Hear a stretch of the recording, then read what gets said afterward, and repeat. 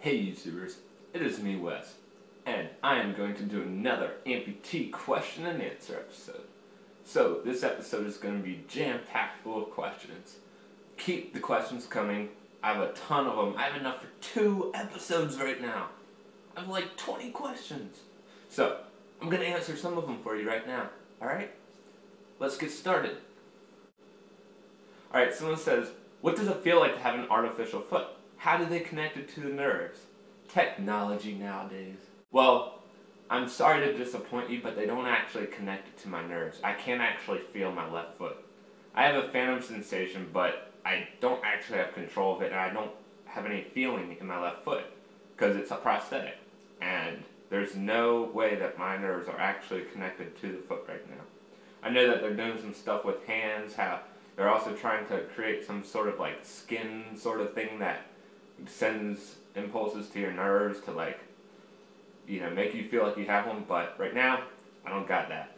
Sorry. Next question. Alright, this person says that I have a problem with my stump getting abraded and chapped, and I've had a prosthesis for about 4 months, and my prosthetist said my stump is shrinking. Is this normal? Have you experienced this?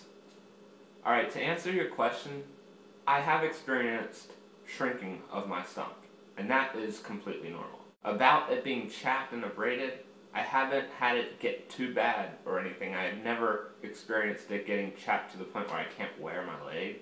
I've experienced getting some rashes and stuff, but that might be because I already have a skin condition that causes me to have rashes on my body. But other than that, I haven't had a huge problem with that. This person also asks, have you had a problem with the pressure point being at the end of your bone?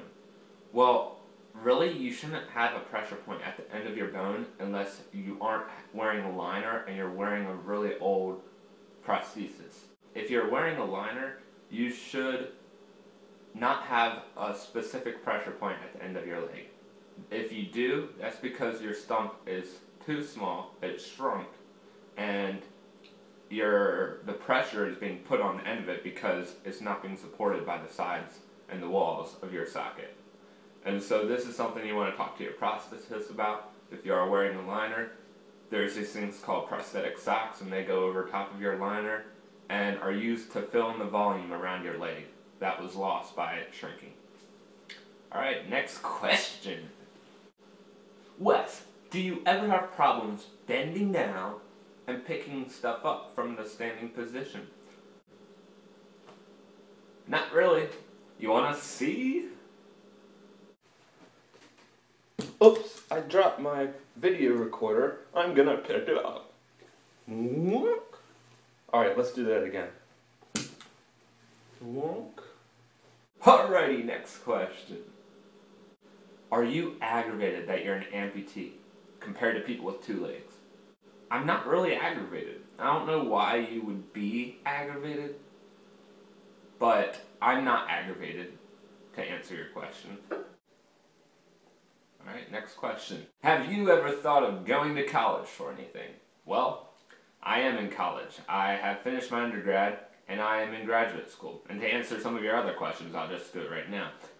Yes, I have graduated college, and I am getting a master's degree right now at the University of Oregon, and I am an applied physics major. There you go.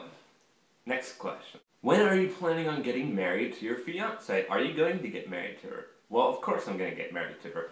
When? Probably in about a year or a year and a half, something like that. Not this spring, but next spring. There you go. Next question. Wesley, are you adjusted to your new life as an amputee? I have definitely adjusted to my life as an amputee. It didn't take long for me to realize that it was going to affect me for the rest of my life, but it also didn't take me that long to adjust. The biggest part of after you become an amputee is building up the endurance to be able to withstand the normal day's work of activities. And whether that includes going to work, walking a bunch during the day, whatever, to build up that endurance so that you're not super tired or so that you don't just crash, basically. You need to slowly build up at it. And my advice to you is don't try to become Superman when you first get a prosthesis, but also don't just sit around all day and not do anything. You need to stay active in order to have the best chance of living a normal life after an amputation. Alright, I think this is going to be my last question. Let's see what question I should pick. In one of your videos, you mentioned that you have both a skiing prosthesis and a running prosthesis. What's the difference between them? Do you use them both?